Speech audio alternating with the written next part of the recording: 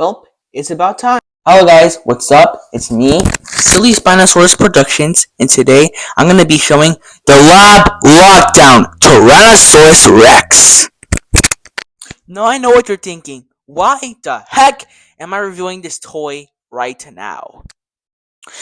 And there are two reasons. One, because I felt like it, and two, we are so close to 1,000 subscribers. Last time I had 50, but now we have 900. I'm probably sure by the time you're watching this video, we have like 1,000, probably because of all my shorts you guys have been watching, and you decide to subscribe. I haven't even said on one of my videos to say like and subscribe. That's how crazy this is. Either this is insane amount of luck, or it's in my videos. I don't know how this happened, but thank you so much. But I think it's time for me to shut up, and now it's time to start reviewing. First of all, let's talk about the playability. You can twist this guy, and it has a joint. We're able to like twist and turn it. But the problem is, at least that's what I would call a problem, is that they can't 360 the head, neck, which is kind of disappointing. For me, hey, that's just my opinion. You can also twirl and twist his tail, but it can also do a 360, unlike the neck, which I wish it could do. And the main part, if you see this button, when you click on it, the mouth will open.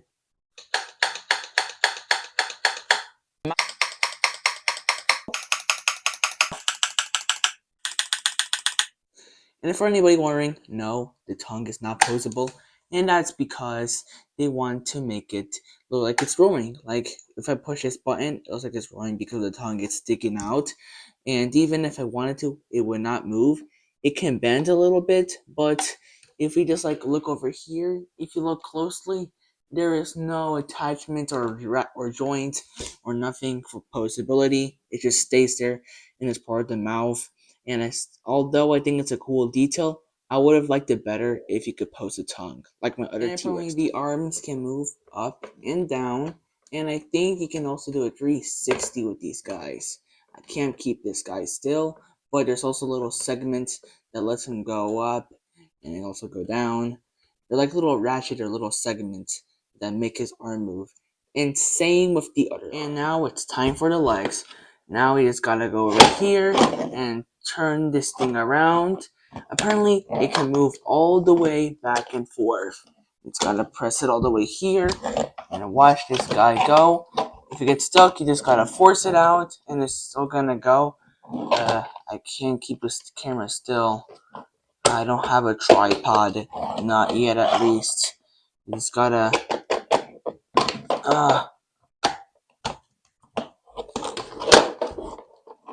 And yep, there we go. Also, this guy can pivot up and down, so that's something cool. And we have a little QR code that you can scan on one of the Jurassic World apps. I don't remember what the app was called. If somebody in the comments can tell me what it was called, because I can't remember, maybe in another video I'll try scanning all the dinosaurs I have and see all of them. So yeah, let's see how that goes. Now time for one of my favorite parts, the sculpting and detail on the figure. Yeah! I like how they added like all these little tiny osteoderms on his shin. I think that's what they're called. These little rocky looking things. Anyways, over here we got this eyebrows, which I absolutely love. His face looks like there's a bunch of boulders on his face, which I absolutely love. And I like how it's different compared all to my other T-Rexes. I think he looks more detailed, his sculpting, than compared to the Hammond collection. No offense to the Hammond collection, but this is amazing. And over here, I just want to change it a little bit. Over here, we got some more osteoderms, which I like for the T-Rex. And there's some wrinkles and some bumps over here. And also, one feature I just noticed is that the feet are way more smaller than they are compared to my other Rexes. If you look over here, the Lab Lockdown T-Rex is more smaller, more shorter, and more stockier. While over here, it looks more bulkier, more longer, and more chubbier. And same goes with the other Rexes here. I think the reason why Mattel decided to change the feet is because I know that a couple of people were getting angry about the bigger and bulkier feet, how they were too large and it looked to make them look ridiculous. Honestly, I never really had a problem, but I actually kind of dig the new feet. I always had a special place with these guys. Yes, you guys can get mad at me, but they have a special place in my heart. But I actually do like these new feet because they make it look more realistic and also make it more accurate to the movie, in my opinion. I actually don't know. What I'm saying is that I don't mind the new feet for this new Rex, and it looks really interesting. And if Mattel will continue to do it, I don't mind, and they can. And also, I also noticed that they added little ear holes to this guy right here. And also, I like the new chubbier and more bulkier design on this Rex. And I hope Mattel continues to choose this design because if you ask me, I like it. I still like these guys, but this one just looks more cooler and more. Now, when it comes to talking about the painting, this guy loses a bunch of points. One, because it's kind of generic. I mean, almost all of them are generic if you compare this guy and this guy, except this guy. You're special.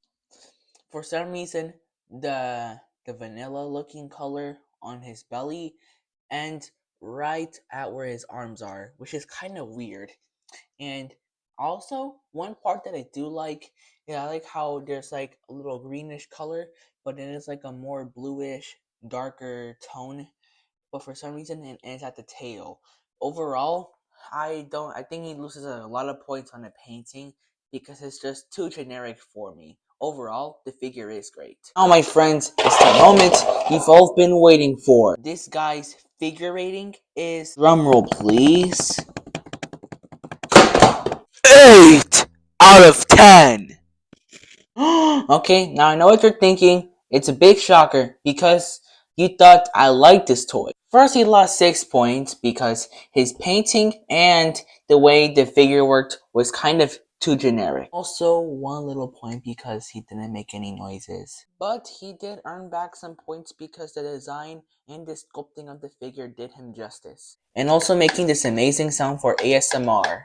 So, he was almost there, but didn't quite make it, which is why he got an 8 out of 10. My opinions on this figure, it's similar to my opinions on Jurassic World Rebirth. It was okay. Not the best, but not the worst. Mid. Do I like this toy? Do I think it's special? Yes. I'd say it's kinda special, because when you compare it to everybody else, they all look consistent in some way. He's not the greatest, but he's not the worst. So he's mid and an 8 out of 10. So he's not bad, but he's not the greatest. I just want to say thank you, everybody, for helping me make my channel grow humongous. Because it's been already a week from my 50 subscriber special, and even though there's a small number compared to what I got now, 1,000 subscribers, it is huge, and I'm so happy right now, and I could have done it without the help of you guys. And thank you so much, because all I really wanted to do was just make a little series, make a couple of shorts, make some people have a good laugh, and then move on with their days. But then you guys were really full on to my shorts. You guys were into it, and I had to keep making more. And now it's becoming something I've been doing almost everywhere I go. Almost everywhere I go. It's not like it's a full-time job or something. But I just wanted to say thank you guys for helping me make it grow. And if without you guys, I wouldn't have been where I am right now. So thank you, all of you, and until next time, see you.